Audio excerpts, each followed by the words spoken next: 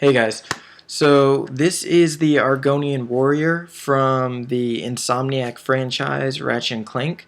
I'm sure you guys are pretty familiar with him if you're a gamer. I posted the model I did for this guy a while ago. I received a lot of good comments and critiques. I got him to where I wanted him to be visually, so I went ahead and did a rig, and this is a video that's going to basically be a walkthrough on how to use the character. So I'll be referencing this concept art back and forth. So we're just going to jump into Maya real quick and get started. So this is the model. Like I said, I got him to where I want him to be visually. I'm going to show you guys the topology real quick. I'll be referencing the topology choices I made and why I did them for the rig as we go along. But I wanted it to be a game res model, so it's very lightly resed. I put edge loops where I thought I needed them, and once again we'll be going over those decisions through the rig. Let's get started. So we're gonna start at the top and work our way down. I usually like to omit standard things like IK, FK switches. Those come standard in all my rigs, but if I find it necessary to the video, then we'll go from there. So starting off at the face, he's got, let's just go with the jaw first. This is a translation-based jaw, so you can basically just do whatever you want with that. It's a very simple to use control. It is rotating the jaw, but you interact with it through translation. Now, with the head, before I dive too deep into this, I want to take you back here. And notice he has these really large features. Those are great for expression, but I don't think he is capable of, or I didn't want to have him do a lot of the more subtle things that a more human-like character would do, like really refined S-curves in the lips. So I wanted him to emote on a broader scale. So I kind of incorporated the spines on his head for this. They have a little sway control. You can move them back and forward, and also you have the ability to take down local controls and really take that to another level. And that level of control is echoed throughout several parts of the rig. But for the most part, if the character were to be stalking someone, or he's a very villainous character, so if he wanted to glare and then draw these bad boys back, you can kind of get a sense he's hunting someone or looking for you. So that's just another way I wanted the character to be able to emote. I kind of did the same thing with his helmet straps here. It's a simple FK system, but it really allows for the animator to get that follow through or secondary action, however they want to do it.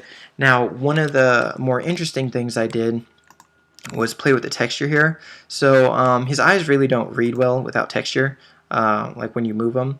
But I was thinking, since he's a villainous character, and in Ratchet and Clank the world's kind of stylized and fun, if you were to get hit in the head or something really hard, I did this thing with his eyes to where they do this really wonky thing, like Tom and Jerry kind of esque, where if he got hit in the head with a pan or whatever tools they use in Ratchet and Clank, the animators could really play up his eyes, and that's on both eyes. So you can really make him wonky, and then you turn these around and really just play that up.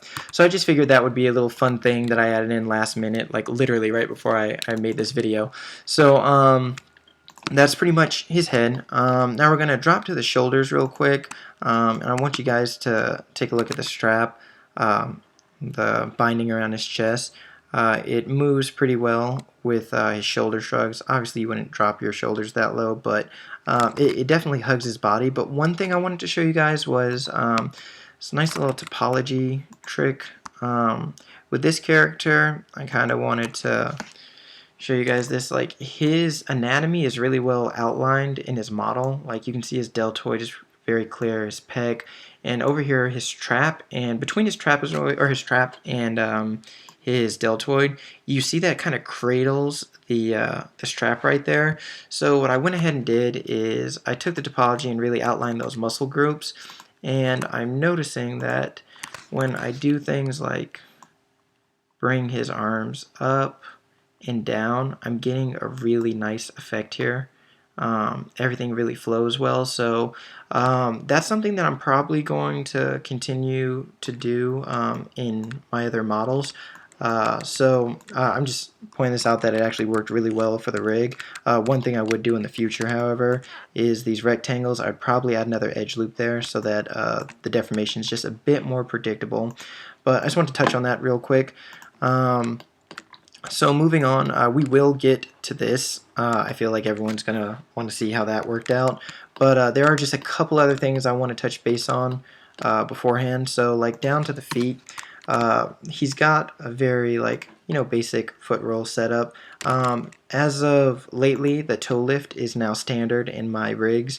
Before I thought that roll did enough, but my animators brought to my attention that lift and roll are two separate things. So that's now, like I said, standard. With his separate toes, he's got spread in there. You can pinch them together and get his roll going on.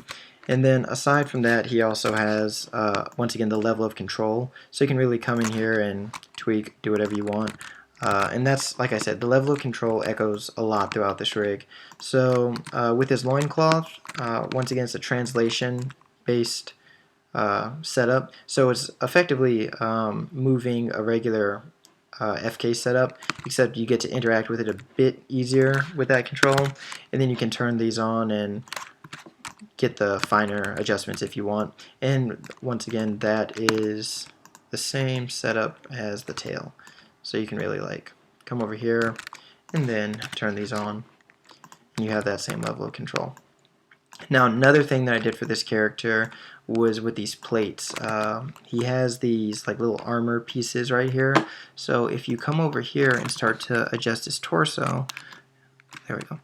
You'll see that the plate has this really subtle slide that goes with it, and it really makes the character feel like he's like he's actually in that armor. It makes him feel real, like he's not just sliding through things. And if you kind of don't constrain an access and just pull him around, you really get a sense that he's sliding within his armor, and I think that brings that extra little bit of life to the character. I'd really like to know what you guys think about that. But my whole point in doing that was just, once again, to make him feel like he's real. He's like a tangible thing. So that's about it for the basic stuff. Now we're going to get into this mace real quick, and then we can wrap up from there.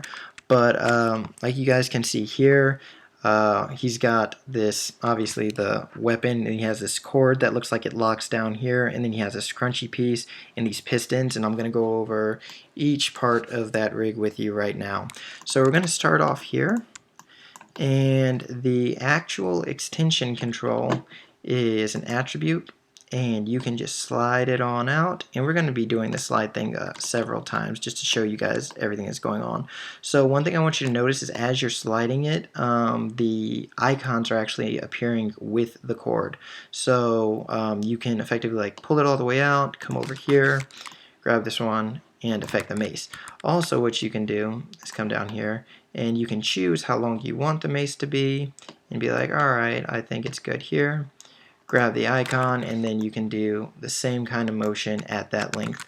Another thing that you can do, which is really the best way to interact with this, is come over here and you can fully extend it, and then you can toss these guys wherever you want in space. You can tell it effectively how you want it to look when it's fully extended, and then you'll know that that's the path it's going to follow. And then when it's ready, when you guys are ready to animate, you can key it. Just come over here, and then boom, it'll follow that path and get right back where you wanted it.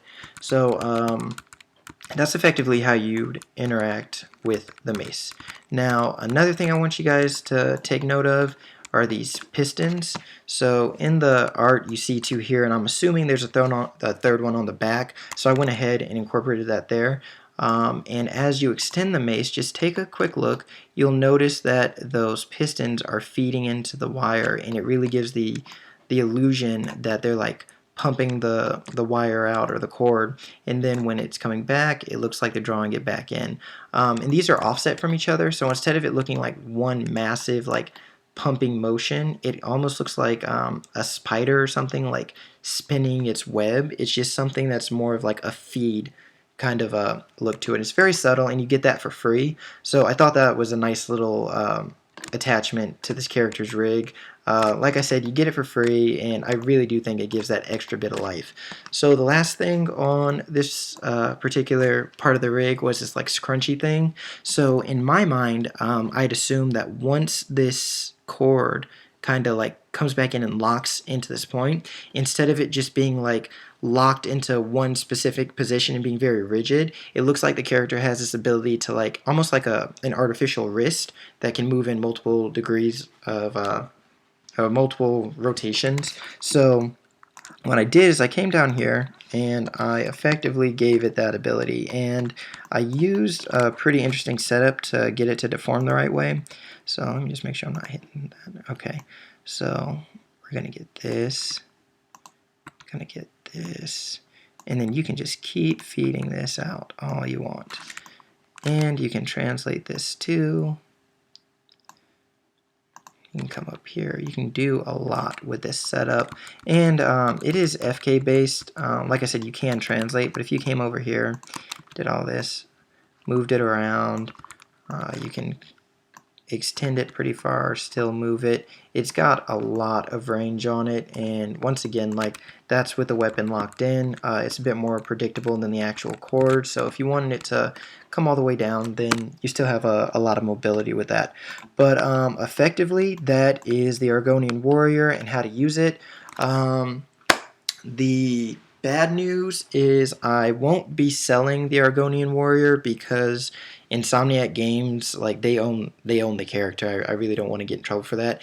But I really like the community here, so I will be giving him away for free. So sorry to trick you guys there, but you guys are going to get this character.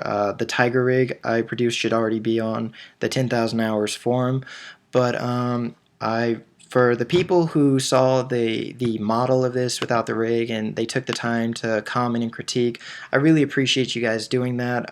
It really helps me to grow as an artist. This is my way of giving back. I'm going to be releasing him probably in the middle of next week after I do his like weight tuning and all that. But like I said, I won't be selling him, but if you guys could do me a huge favor and head over to my YouTube channel, I have several videos like this. I will be recording my whole process on the next character I choose, but if you could give me a quick subscribe, please like, comment, share, anything helps. Once again, for all the people who have taken the time to tell me like their thoughts, to give me critiques on my modeling, my workflow, everything that you guys do is very helpful. I really appreciate it. So once again, I'll be giving this back to the community. Thanks guys, I hope you liked what you saw, and I'll be seeing you guys soon.